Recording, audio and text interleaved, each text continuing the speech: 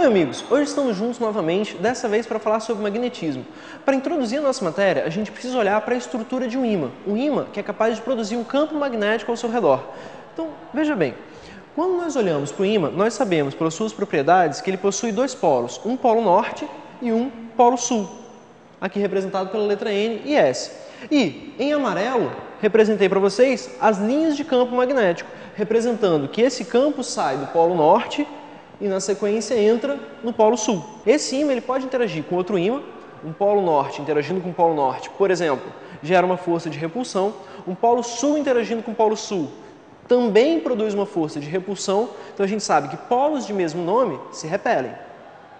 Ou ainda a gente pode colocar uma terceira possibilidade, um polo norte para interagir com o polo sul. Nesse caso a gente tem uma força de atração, polos de nomes diferentes se atraem.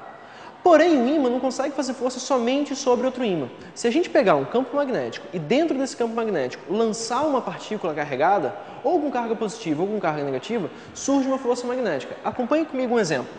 Imagine então que eu tenho uma região, nessa região já tem aqui, já criei um campo magnético, estou representando ele pela letra B. E nesse campo magnético eu vou lançar uma partícula, pode ser positiva, pode ser negativa. Como é um exemplo, vou colocar aqui para a gente o caso mais fácil, o caso de uma partícula positiva sendo lançada aí. Gente, nesse processo, percebe o seguinte, existe um ângulo formado entre a velocidade e o campo magnético. Percebe que esse ângulo não é zero. A força e a velocidade não estão paralelas. O ângulo tem que ser diferente de zero, diferente de 180. Nesse exemplo, então, surge uma força magnética. Essa força magnética tem que ser perpendicular ao campo magnético, assim como tem que ser perpendicular à velocidade. Então a gente caracteriza o vetor força magnética por suas três características, módulo, direção e sentido. Então a gente precisa saber essas três informações da força. Para isso a gente vai recorrer à fórmula da força magnética. Sendo uma grandeza vetorial, coloco aqui, força magnética, está relacionada com a carga, com o valor da carga e se ela é positiva ou negativa, assim como depende do produto vetorial entre a velocidade e o campo magnético. Chegamos aqui então na fórmula da força magnética, só que isso aqui ainda dá para mim um vetor. Para saber o módulo desse cara, eu tenho que pensar como esse ângulo é diferente de zero, a gente então tem o módulo dado por a carga, o módulo da carga vezes a velocidade vezes o campo magnético, e surge aqui uma função trigonométrica, como é um produto vetorial, seno de θ. Então, está aqui o módulo da força magnética, que é VB seno θ. A direção a gente já discutiu, tem que ser perpendicular ao campo magnético, assim como tem que ser perpendicular à velocidade. O mais complicado para a gente aqui é determinar o sentido dessa força. No meu exemplo, eu coloquei um sentido vertical para cima. Agora, poderia ser vertical e para baixo. O que vai fazer eu determinar isso aí? Para isso a gente usa aqui uma setinha. Na realidade, o sentido ele é dado por esse produto vetorial. Agora, esse produto vetorial a gente acha aqui, usa o dedão para representar a força, o indicador para representar o campo magnético e a velocidade a gente representa aqui pelo dedo médio. Então ficou força, campo, velocidade. Os três vetores, percebe, usando a mão esquerda, força, campo, velocidade. Quando a partícula for positiva, é o exemplo que eu dei. Comecei com ele porque ele é mais simples. Quando a partícula é positiva, o sentido da força vai ser o mesmo sentido que a minha mão está indicando. Ou seja, vai ter o mesmo sentido do produto vetorial VB. Aqui então, a regra da mão funcionou. A regra da mão esquerda está funcionando direitinho, partícula positiva.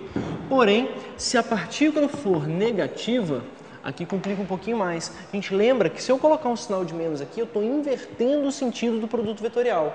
Logo, se eu achei aqui meu dedão indicador, meu polegar para cima, quando a partícula é positiva, você pega esse vetor, multiplica por um número negativo.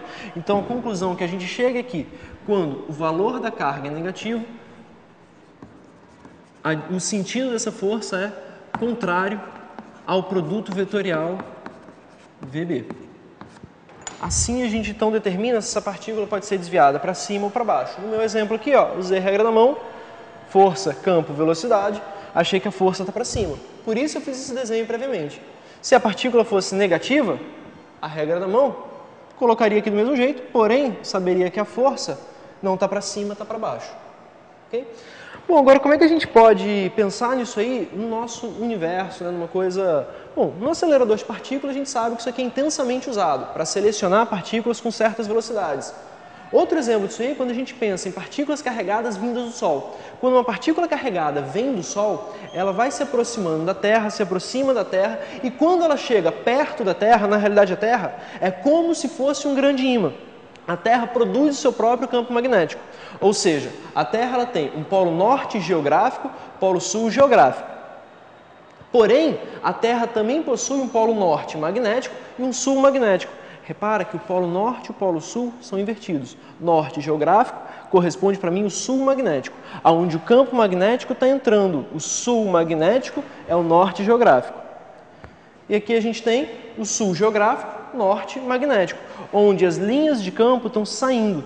Então, quando as partículas vêm, se aproximam da Terra e estão carregadas, esse campo magnético funciona como se fosse um escudo. Ele acaba desviando essas partículas, protegendo a gente que está aqui dessas partículas carregadas. O efeito disso a gente pode perceber num filme como o documentário, né, Marcha dos Pinguins, aquele efeito da aurora boreal. A aurora boreal é produzido por essas partículas que são desviadas. Nos polos, entram em contato com a atmosfera, ionizam o ar da atmosfera, produzindo todo aquele efeito luminoso bonito que a gente vê. Bom, amigos, ficamos por aqui. Desejo uma excelente prova para vocês, excelentes estudos. Até a próxima.